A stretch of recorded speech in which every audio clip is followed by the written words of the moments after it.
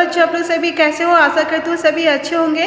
आज मैं आप लोगों का हिंदी का क्लास लेने जा रही हूँ, क्लास 2 का। मैं आप लोग को आज नया चैप्टर पढ़ाऊँगी। चैप्टर का नेम है सर्कस वाला तोता, चैप्टर 18। ये आप लोग का नया चैप्टर है। तो इसमें आप लोग को एक तोते के बारे में बताया गया है, जो एक साधारण तोता ना होकर एक विचित्र तोता है, जो कि सर्कस में रहता था। वहाँ से उड़कर पिंकू के छत पे आकर रहता।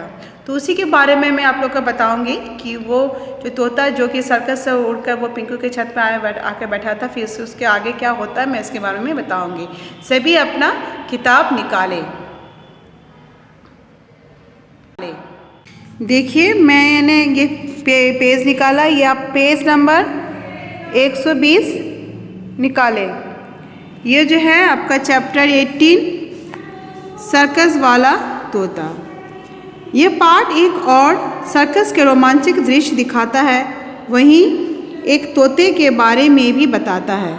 तोता सामान्य रंग रूप का ना होकर बड़ा विचित्र था। वो सर्कस से उड़कर पिंकू की छत पर आ गया था, बाद में वहीं चला गया। ठीक है, तो जब वो पिंकू के छत में सर्कस से उड़कर आ गया था, उसके बाद क्या हुआ इसके आगे हम पढ़ेंगे। पिंकू के घर के पास सर्कस लगा हुआ था। शहर के दीवारों पर बड़े बड़े पोस्टर लगे हुए थे, जिनमें शेर तथा अन्य जानवरों के कारनामे दिखाए गए थे। कहीं हाथी मौत के कुएं में मोटरसाइकिल चला रहा था, तो कहीं तोता तरह तरह के करतब कर रहा था। एक पोस्टर में शेर के मुंह में आदमी का सिर देखकर पिंकू के रोंगटे खड़े हो गए। कहीं शेर गुस्से में आकर इस आदमी की गर्दन को अपने नुकीले दांतों से चबा डाले तो जैसे कि हम लोग जानते हैं कि सर्कस में नए नए कारनामे दिखाए जाते हैं। उसमें जो है जानवरों और पक्षियों के भी कारनामे देखने को मिलते हैं। तो वहीं पिंकू के घर के पास एक सर्कस आया था और उसी शहर में दीवार पर पोस्टर लगे थे, जिसमें विभिन्न तरह के सर्कस के पोस्टर लगे थे, जिनमें से शेर और उसमें से अन्य जानवरों के कारनामे दिखाए गए थे। जैसे हाथी मौत के कुएं में मोटरसाइकिल चला रहा है, तो कहीं तोता पर करतब दिखा रहा है। फिर किसी पोस्टर में किसी आदमी का सिर देखकर पिंकू का रोंगटे हो गया। क्या उसमें दिखाया गया है, किसी पोस्ट में दिखाया गया है कि शेर के मुंह में एक आदमी का सिर है। ठीक है, जिसमें दिखाया गया कि शेर गुस्से में आकर उस आदमी के गर्दन को नुकीले दांतों से चबा डाले तो क्या होगा। वो इसी चीज़ को सोच रहा है कि अगर शेर गुस्से में आकर उस आदमी के गर्दन को चबा डाले तो क्या होगा। एक दिन पिंकू की कक्षा के कई विद्यार्थियों ने सर्कस देखने का कार्यक्रम बनाया। पिंकू भी सर्कस देखना चाहता था। एक दिन क्या हुआ, पिंकू की कक्षा के अनेक छात्र मिलकर सर्कस देखने का कार्यक्रम बनाया। पिंकू भी सर्कस देखना चाहता था। उसने घर आकर अपनी मम्मी से सर्कस देखने जाने का बात बताई।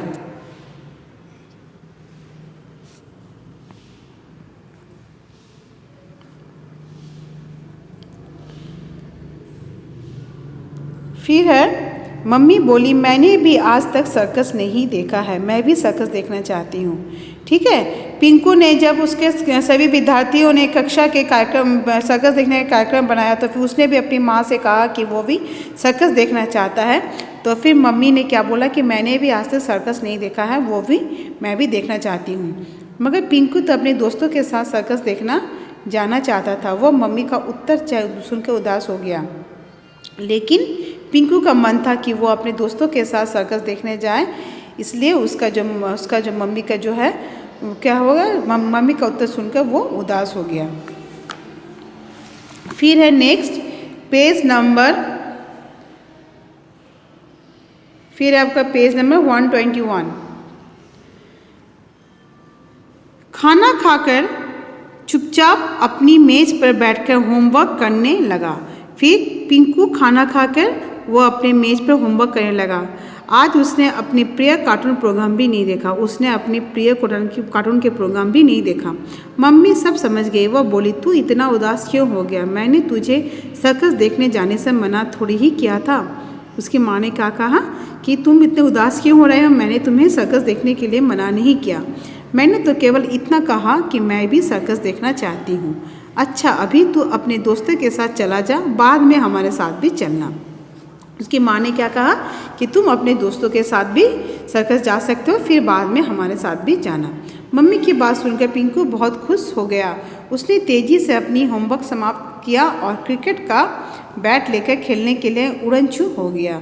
वह अपना होमवर्क समाप्त करके फिर वो खेलने के लिए चला गया। मम्मी उसे दूध पीने के लिए पुकारती रह गई। मैदान में सारे दोस्त उसकी प्रतीक्षा कर रहे थे। तो फिर वो अपना होमवर्क समाप्त करके वो क्रिकेट का बैट लेकर खेलने के लिए चला गया और उसकी मम्मी उसे दूध पीने के लिए पुकार रही थी, लेकिन वो चला गया और मैदान में सभी उसके दोस्त प्रतीक्षा कर रहे थे। तो आज हम यहीं तक पढ़ेंगे। तो मैं आपको कुछ शब्दों को अंडरलाइन कराऊंगी। देखिए जैसा है आपका, पहला है आपका सर्कस,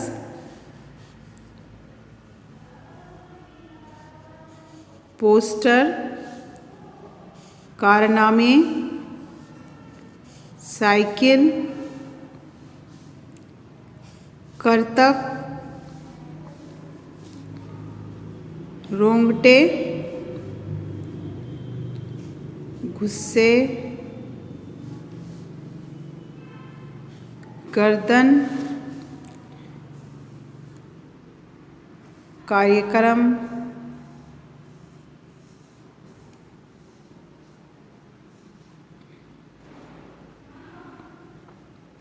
उदास,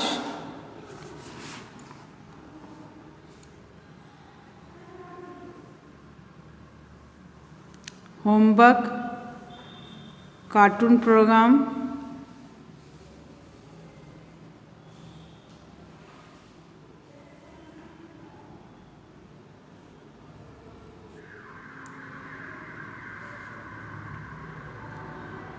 फिर है आपका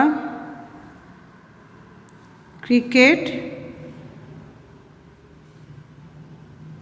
उड़न, फिर है आपका प्रतीक्षा। तो ये जो कुछ शब्द हैं जो मैंने अंडरलाइन किए हैं, इसके ध्यान से देखिए, ठीक है।